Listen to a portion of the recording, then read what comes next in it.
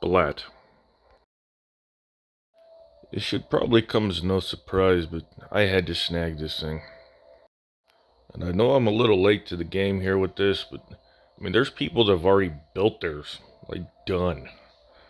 And I haven't even unwrapped mine yet to look at it.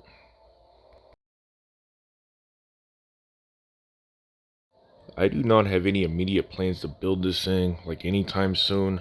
Usually when I get a new kit, I sit on it for a while. I give the aftermarket time to do their work. Even though this does come with some photo etch, if I remember right, it is just the grills on the back.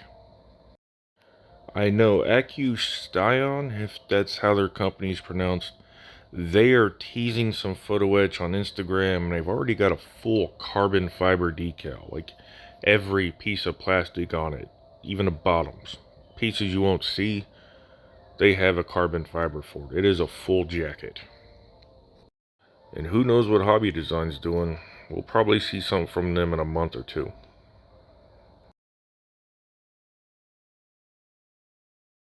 And I want to point something out here. Most of these I order from upscale hobbies if it's over $50 because they give free shipping. But that's not really what I came here to brag about. Every receipt I have from them has a handwritten note on it. And every one of them is different. I went back to some of the older receipts. I don't know why I still keep them. But they are different. I thought maybe it would have just done something they printed just to make it easier for them. But no, they handwrite every single one of them. Thanks, guys. That's a really nice touch. Now, this guy I've had on my radar for a while.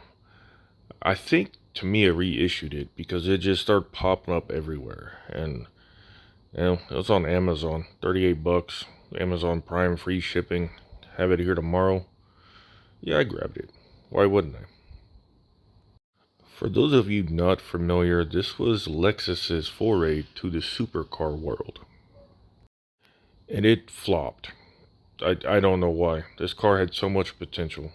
500 plus horsepower, V10, one of the best sounding exhaust notes out there. It just, they couldn't move them. I don't know why. In fact, our Lexus dealership in Wichita, they have a brand new 2013 LFA in there that just won't sell. It's got like 15 miles on it, and half that is from when they moved from the smaller showroom to the bigger showroom. It's just sitting up there. Nobody's buying them. Now, on this one here, I did rip open because I had to check something out. All the build videos I've seen, even a box art, it only comes in right-hand drive. And for some reason, I just feel let down. I don't know why. Probably because this is going to look out of place in my army of left-hand drive vehicles I have on display. But yeah, even the instructions, right hand only. Now this one, it will probably get built sometime this year, I hope. I got kind of a backlog, but I've always wanted this thing and I didn't want to spend the stupid eBay prices. So I'm kind of excited to build it. Been looking forward to it for a long time.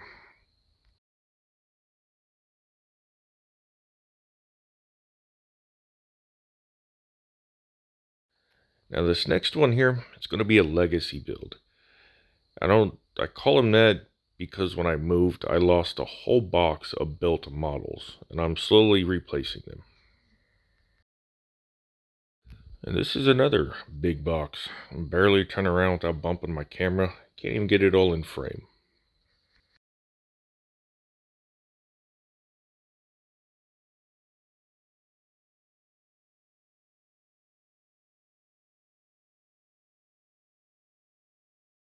Now when I was originally building this, I didn't realize it at the time, but during all my reference photo hunts, I learned this was actually the prototype car, not the actual car that Porsche had released.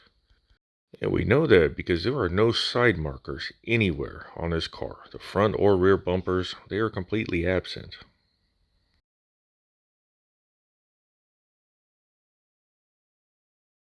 Now this kit, I got sort of sentimental value for it. This is the first Tamiya kit I ever built, and it made me a kit snob. All the parts fit. There was no fighting anything. There was no forcing a piece into place and just waiting till the glue dried to keep it there. Like when they say you could just shake a Tamiya box and it'll build itself, that's really how I felt after I built this thing.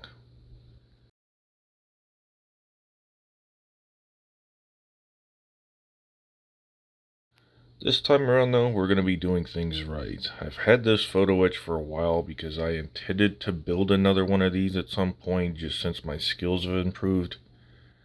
It's finally time. I don't want to contradict myself, but I don't know when I'm going to build it. Like I said earlier, I got a backlog of things I got to get done. I also had to get stocked up on carbon fiber. I was running low. Zoom makes some of the best carbon fiber. It's to scale, it's resilient. You could put tape on it for templates and it won't hurt it at all. Highly recommend Zoom. So I'm gonna embarrass myself a bit here. Take a look at these.